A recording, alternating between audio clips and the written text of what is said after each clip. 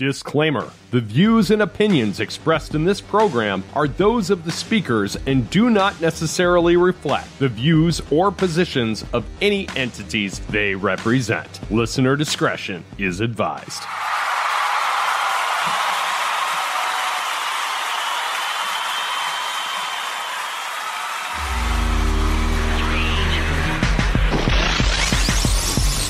He was an undefeated amateur, now with a professional record of 9-2. Originally hailing from the same hometown as his teammate Austin Hubbard, now residing in Denver, Colorado, bantamweight MMA fighter Justin Wetzel joins me on the show today. He has been on a tear, just recently chalking up a win at UFL, United Fight League 3 in Mesa, Arizona, and he will once again be representing Team Elevation in December for UFL 4. He's rolling deep with that fight team spirit, letting everybody know that this won't take long.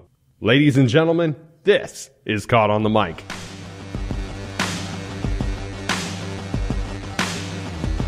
Joining me, fresh off of his victory at UFL United Fight League 3 in Mesa, Arizona, is Elevation Fight Team Bantamweight Justin Wetzel. Justin, how the hell are you, man? What's up, Mike? I'm doing great, man. Fresh off a victory, feeling good. Ready for December 16th, baby. Still got a ways to go, but I'm feeling good, man. You know, it's one of those things when you have a date in mind, I imagine it feels like forever away, and then once it gets there, it's like, where the hell did all that time go, right? Oh, every single time, dude. And, now I'm kind of used to it. It's, I think, 15 weeks away, or maybe even 16, but it's, people be like, oh, you're 9 weeks out. Like, you still got a lot of time. Like, I don't know, 9 weeks turns into 7 weeks turns into 5. And then before you know it, it's like, shit, we're 2 weeks out. Where the hell all the time go? You and I are just meeting for the first time. I've got some familiarity with the fight team and whatnot, but I kind of get, by the way you and I have been communicating to get this episode going, you are a preparer. You are a person that likes to be ready for shit. Am I like totally off base there? No, not at all, man. I like to be prepared. I like to be ready, especially, bro, when it comes to fighting, because you're putting everything on the line, right? You're getting half naked in front of a crowd. You could things go really well, or things go really, really bad, and I want them to go as well as possible. So preparing gets those percentages up, right, to make things go well. Absolutely. Without any further ado, why don't you take the reins, introduce yourself, and let's talk a little bit about your origin story, how you got to where you're at right now. I started out as probably a shitty high school wrestler, not very good, pretty below average, and me and a couple buddies went out. We were playing mini golf with some girls. Thought we were badasses, teenagers. We're talking shit to these kids in front of us. These kids left. They came back with like 30 or 40 people, bro. I swear to God, like cars of people. They didn't do anything to us, but they punked us hard, jumped us, like circled us, made us feel like little cowards. We're like, dude, we need to learn how to like defend ourselves or something. So that would be like the beginning of me wanting to learn like how to throw a punch or a kick or something like that, but looking back on it, I was like, bro, even if I was in my state now in that position, you're still going to get your ass beat by 30 people. Right.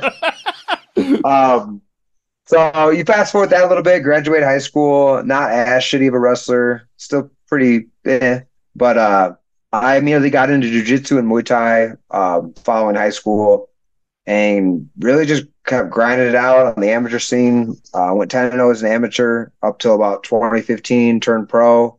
2016, went 1-1 as a pro. Lost my second fight, and I still remember it to this day, man. Neil Magny was at that fight, and I had visited Elevation to like just check it out and train there. I had my fight, lost my fight, and Neil came up to me. He's like, "Hey, this is a turning point for you, man. You can let this loss break you down.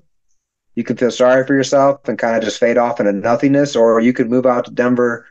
You can stay at my fighter house, and you can never, ever let this happen to you again." And I've never let that happen to me again. I love that.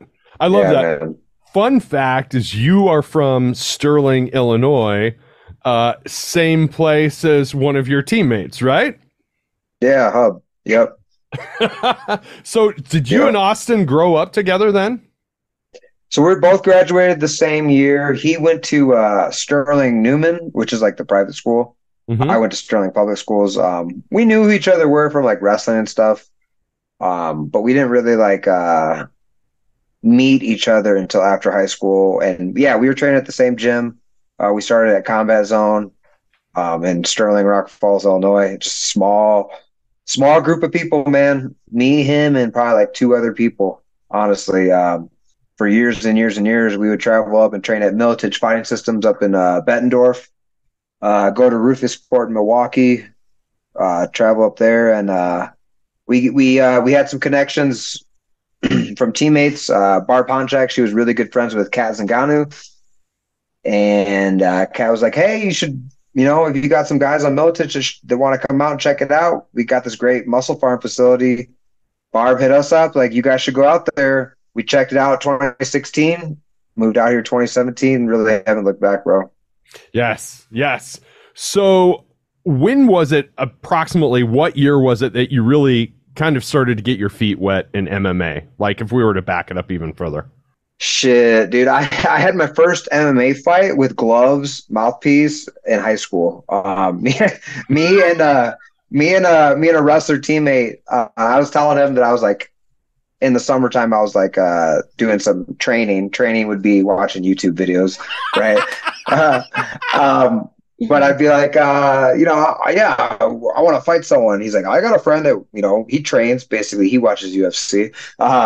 So yeah, right. Me and him met up at a park. Like 50 kids from school were there. It was a fucking crowd, bro. Crowd there. I get there. The kid that I'm gonna fight is already wearing like some Walmart Everlast gloves. I got my pair of Walmart Everlast gloves. We went out there and it was like 3 1-minute rounds. I took him down and submitted him. And that feeling of winning though, because like all the nerves and shit before were there. Like I'm nervous. Like I'm about to fight this kid. I've never fought before. When I choked him out, he tapped. That like adrenaline feel, that high of winning. Dude. I was like, I want to do this. Like I can do this. I want to do this. Yeah, man. That was kind of the first like taste I got, because still to this day, I just fought this Saturday, and that thrill of victory. It's a lot bigger now, much more at stake, but it's still like it's just a bigger like family member of that feel, that high of winning, man. Yeah, greatest feeling in the world, bro. For sure, for sure. So the reason I asked that question is I think about MMA in terms of how audiences and casual fans or even diehard fans perceive the sport. And it feels like MMA at large, you said you moved to Colorado in 2017. It feels like the sport has had this huge evolution in the past 6 or 7 years from a perception standpoint, from an athleticism standpoint, and from the standpoint of preparation and how it's treated as a whole. Have you experienced that? Yeah, I was just talking to someone yesterday about this. And to add on to that, the judging aspect of evolving now, right? Yeah, it's now becoming, which I think is how it should be, more damage based, right? Like the person that's inflicting the most damage kind of wins it, whereas they're not scoring. I mean, me being a wrestler and stuff, like obviously I love takedowns and control time, like to win fights, but they're not given as much credit with that anymore. Like, oh, you got a takedown, but you did absolutely nothing with it. Dude got up to his feet, tagged you up. He won that exchange. Everyone too is getting so good now. Like It's not like someone has a style or they're this and that. Everyone is like decent everywhere, and then maybe they're really, really, really good at one area.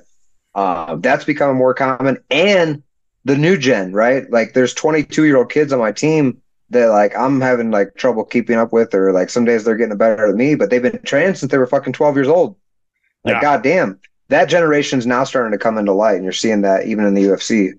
Right. Yeah. And that's exactly where I was going with that. As a parent of kids that are involved with martial arts and as a musician, there's a duality to it where I see kids that have grown up with YouTube as an apparatus to learn how to play music, and kids that have grown up with MMA as an established sport. the skill set and the talent level of this next generation of kids is huge, and it's leaps and bounds over what it was even as little as 10 years ago. So how do you think that is going to affect the sport long term? I'd like to say that it'll become even more of a young man's game. Like you're only going to see people in their 20s, but there's always people that get through the cracks, right? You're just going to see much more well-roundedness, much more just complete fighters everywhere. You're not going to see as many like specialists, one-dimensional type fighters. They'll still be out there, like I was saying, but you're going to see complete, full like mixed martial artists, kids that aren't just doing like wrestling practice or boxing practice. They're doing full MMA practices. I was on UFC Fight Pass just watching some old fights, and I seen this bantamweight fight at 135. It was from like 2014. I was like, holy shit! Like this sport has passed these guys. I can't remember who the guys were, but the sport is completely past like those guys. But I was like, I wish I was fighting those guys right now. Like it was like a straight. They had skills everywhere. Obviously, they trained everything. But one guy was like more of a wrestler, and he was just looking for shots. The other dude was like just looking to like land strikes. And it was like whoever could implement. Versus now, like you're seeing well-rounded and people that can adjust on the fly. Like my plan A isn't working, I'm going to my plan B, which I'm also good at. My plan B isn't working, I'm going to plan C. MMA is such a humble community, whether people realize that or not. And I think that's because a lot of the aggression gets left in the octagon. So from your perception, you get to work with a lot of veterans and a lot of people at different skill sets and different levels. How does some of the veterans interpret that vantage point? Because I feel the same way. I will go back and I will watch older fights and I'd be like, man, I want to respect these legends, but at the same time, yeah, I think that's a big testament to their ability to like evolve, because it is evolve or die, right? You either keep up with the new gen and the way things are going, or you fall behind. And in MMA, once you fall behind, you usually get left behind. You don't really see too many people that fall behind and then they like make a resurgent years later. You have to keep up. So that's a big testament and credit to people like that. Like good examples, Neil Magny on my team. He's fighting this weekend against Ian Gary. He's been around for a while, but he's still out there. He's still winning. He's still evolving too. Yes. His last few fights, he's changed things up. He's made things work for him, and he's gotten the wins. Yeah, again, that's kind of where I go back to the sense of humility too, is because you can't have an ego and progress. You have to be able to self-assess and evaluate and figure out ways to do better the next go around than you did your last effort, win or lose. Yeah, absolutely, man. And ego is good for the fight itself, right? Right. Like, this guy hurt me. I got to get that back. Like I can't let him hurt me like that. But as far as like the training room, yeah, there's really, you're going to get humbled. You're going to run into a bigger fish. You might be a bigger fish one day, but then the next week you're tired or something, and this dude drank an extra Red Bull and he's got your number. He's got your number for today, right? Like it's back and forth, man. Right. And, if you're the top dog that's crushing it every single time, that's probably not a good sign. Right. So I always ask people that are not native to Colorado that bless me with their presence on my show, how has your body adapted to the elevation of being in Colorado, and how do you think that has improved your fight game? Yeah, it's a great question, man. To make it a really simple answer, it's helped tremendously. I remember the first time, my first practice here. Oh fuck, dude! We got in the cage, dude. It was like a wrestling practice. After like 10, 15 minutes, it was like we start against the wall, new person comes in on you, rotate, stuff like that. After 10, 15 minutes, I'm huffing and puffing. It's like you take a big, deep breath of oxygen, you get like 5% back. It's like my lungs are white hot. I'm pretty well adapted now, man. I have really good – I've always like – conditioning's always kind of been like a weapon for me even before I moved out here. But being out here has definitely elevated that more. When I fought in other shows that are like at sea level or significantly below it, I can feel the difference, man. I like try to get tired more so and just like, wow, like there's extra oxygen. This feels great. I'd love to fight at at elevation against somebody that's coming from sea level, that'd be a massive advantage for sure. Yeah, yeah. Yeah. It's so that's funny. The very first episode I did with Zach Palga, he was talking Yeah. about whenever he went to San Diego to fight for Cage Warriors one time, and he was just like, it was like superhero difference after Yeah. training in elevation and going and fighting in San Diego. I imagine it's maybe not as extreme, but it was kind of a little bit of that going down to Arizona to fight from Colorado. Yeah, no, Arizona, I think it was 1,300 feet elevation. So that's quite a dip off from 5,280. My fight my fight only lasted 2.5 minutes, so I didn't get really to test it out too much. But before the fight, we were, cracking pads, hitting pretty hard, and my lungs felt great, man. I felt in superior, just really good shape. I always try to make myself in good shape before the fights, but yeah, I loved it, man. My lungs felt great. Let's talk about some of the things outside of the octagon. What motivates you as far as who Justin is outside of being a fighter? Man, I wasted a lot of time in my early 20s and my childhood. I feel like anyway, just like I feel like I squandered a lot of time doing regular shit that probably kids do, playing video games, watching TV, doing whatever. Um, and not like trying to be the best version of myself I could be, whether that's like having skills, being athletic, being, stuff like that. But going back to like the Fight Club stuff, the first time I ever like won a fight, that feeling of it was so fucking addictive. Like I love that feeling. And I want to make money fighting. I want to be able to take care of myself and family. That's certainly one, but that's not the main reason. Um, the sport is so pure, man. The sport is so pure, and I could say like becoming a better fighter has made me a better person. Just not in the cage, but outside of the cage in life too. It's taught me so much discipline. It's just taught me so many different things, and I guess the best way to say it is just being the best version of myself. That motivates me, man. And fighting, the stuff I have to do to become a great fighter, the stuff I have to do to be in the best shape possible to enter the fights, like makes me a better person of itself. Like the things I have to do things right. I have to do things by the book. Like if I want that, I never felt like I was like a supernatural talented athlete. Like I've had to work extremely hard to get the things that I want. So that's probably my biggest motivation, man. Just being the best version of myself possible. I absolutely love that. And I noticed that there's a sense of consistency in what you just gave as an answer amongst all of your teammates. And I take this opportunity anytime I have any of you guys on my show to point that out, that the values that you guys emanate as a team are awe-inspiring. Like there is a difference between the Elevation Fight Team group versus a lot of other guys. What do you think that is? Do you think that's kind of marked by your leadership? Do you think it is marked by the community that you guys have built as a team?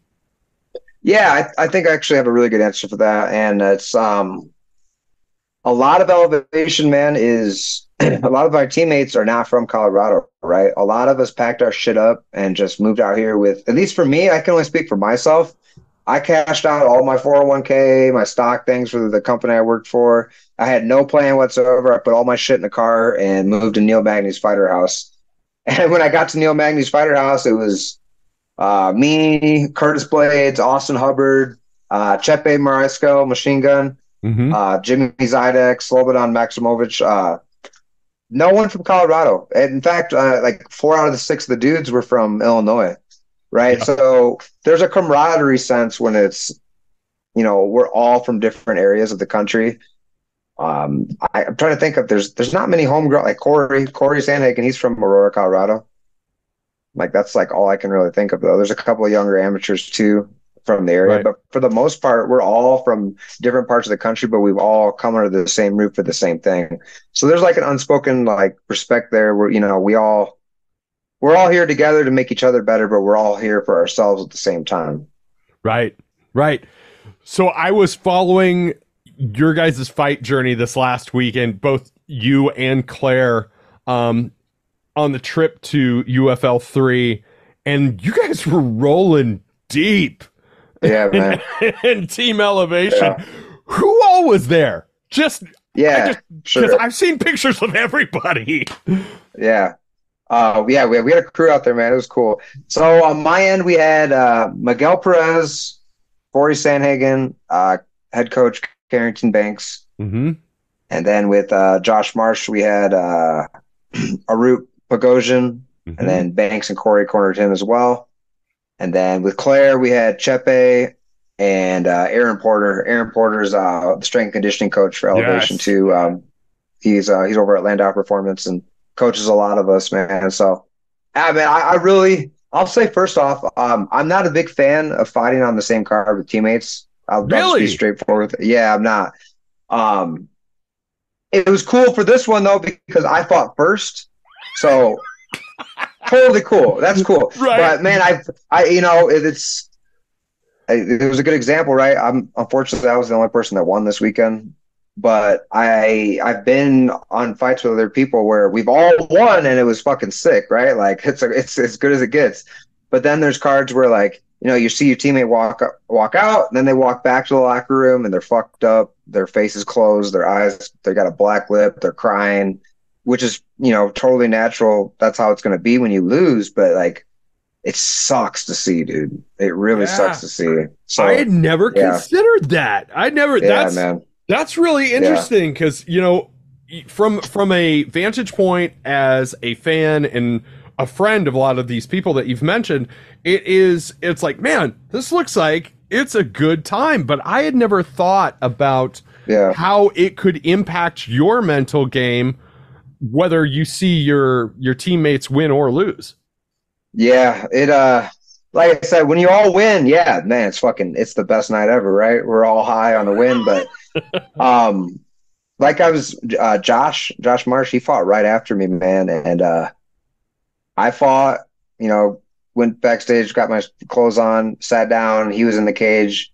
I'm watching it, man. I'm high off my victory, right? Fuck yeah, like let's go. Watching him fight. He's dominating his fight. He's doing amazing. He loses one exchange and the fight's over. Dude, I went from up here, high as hell, to just down. Like it was like I lost the fight, dude. I was just like, oh, like it sucks, man. I hate watching teammates fight. Like, I love it. Don't get me wrong, but like, right. When you watch a buddy fight, like right before it happens, that nervous, terrible feeling, like I don't know what's gonna happen. Like, oof, yeah. Yeah. There's even been a couple of times where, a couple of friends from the team have been on cards and it didn't go their way. And I've been here at home and it's like I just shut off the TV right away. And my wife is like, well, I know not to talk to him. He's a little, and it's like, and it's not even, I'm not angry. I'm sad. No, for sure. Yeah. It's how you experience a loss in this sport. It's not like football where you get angry because it's a team sport. You're sad for your friend and for your teammate and somebody that you saw put a lot of effort and a lot of their heart into to try and accomplish a goal. Yeah. And it's not just like losing the ball game, right? Like they might have fucked their knee up really bad. They might have broken something. They might be out for 6 months.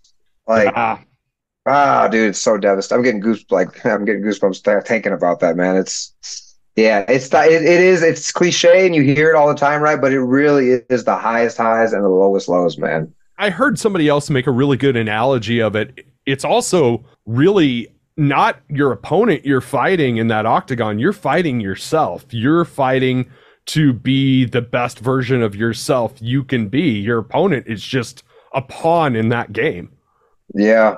I always like to say, like, if you're fighting somebody and it's going to be competitive, usually after the first round, you're probably both going to be tired. And then it's going to be like, who wants it more? Who wants to win? And that battle of who wants to win comes from right here, right? Like, yes, your opponent could land something and shut your lights off, and there's nothing really you can do about that. But a lot of it is like, what decisions are you making up in your head to continue on? Are you going to like accept this? Or are you not going to accept this? Are you going to dig deep? Or are you not going to dig deep? So to your point, a lot of it is a battle against yourself. So UFL 4 is going to take place in December. What is your, I don't want to ask what your game plan is, but what's your long-term goal for that fight itself? And then beyond that, if you were to think past that, and I know that's a loaded question. That's fair, man. So yeah, I'm fighting Amun Cosme. He's a good fighter, man. I've seen him fight early in the tournament, seen some of his other fights. He's well-rounded. To kind of make it broad, my game plan with him is to be better than him everywhere. Put the pressure on him. Win the striking exchanges. I think I've seen some things in his game that I like that I think I can take advantage of. But that's going to be 5 rounds too, my first 5-round fight. So training camp's going to be a little different for this. You know, we're going to be training to go 5 rounds instead of 3. And become the first UFL bantamweight champion, man. And as far as afterwards, you know, I'm not sure. I'll be 10-2 after I win this tournament. I'll be the champion of this promotion, and I don't know. I can't say for a doubt that it's the UFC after that or what. I really like the way the UFL is marketing this and has their promotion structured. They've taken excellent care of me, man. They're an extremely, extremely professional promotion, the best promotion I've ever fought for by a long shot. No, not even close, man. They have a lot of big plans for the future too. They're trying to, they know, you know, UFC is up here at the higher level. They know where they're at, but they're trying to get to that level too. So, you know, if UFL wants to extend their hand up to me after this year and, you know, maybe offer me something nice, I can't say for sure I'd take it, but I can't say either that I would, you know, reject it either. Right. They've done good by me, man. And if they want to take care of me for another season, I might be down for that, man. I think the world could probably use a few more organizations because competition really only drives business in the grand scheme of things. Competition is a great thing. Absolutely. Great thing. Absolutely. So I'm not going to hold you up too much longer, but what is your advice for making the world a better place tomorrow than what it is right now, given your life experience? Don't rely on anyone else or any entity to make something better. If there's something that you want to change, you have to fucking go out and change it yourself. You have to be the change. As cliche as that sounds, like voting for something or like having a group of people like doing something to change something is not enough. You have to go out and you have to be that active change you want if you really want to see change. I love that. I love that. And I got to tell you, I said this before we started recording. I absolutely love that shirt.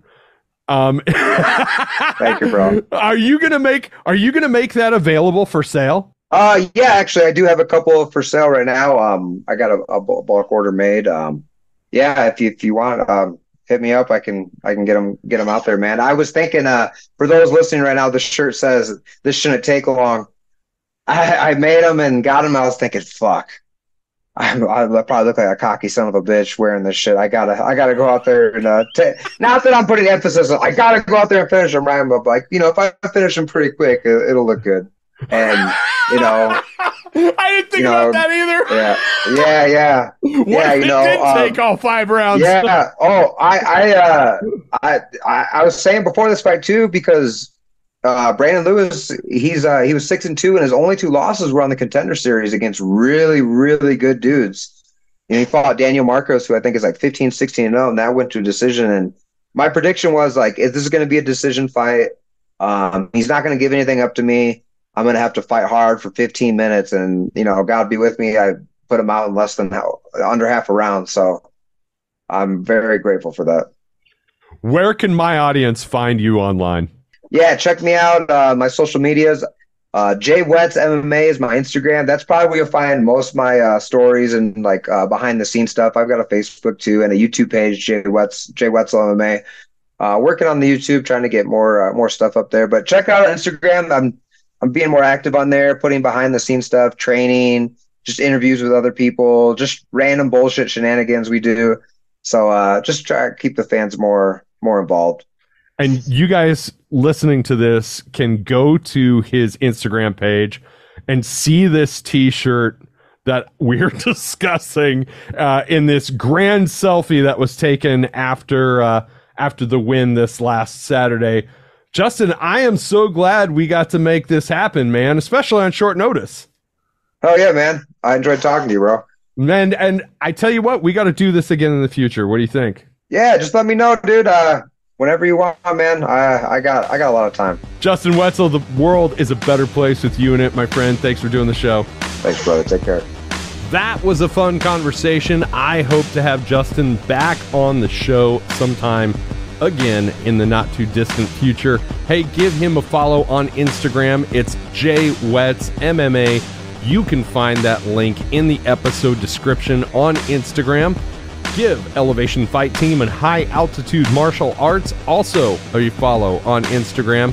And while you're being generous with the follows, make sure you follow Caught on the Mic on all forms of social media, or visit me at www.caughtonthemic.com. I am on Threads, I'm on TikTok, I'm on Twitter, I'm on Facebook, I'm on Instagram. Instagram is where I'm typically the most active. This has been Caught on the Mic with Michael Clark. I'm Michael Clark. Until next time, thank you.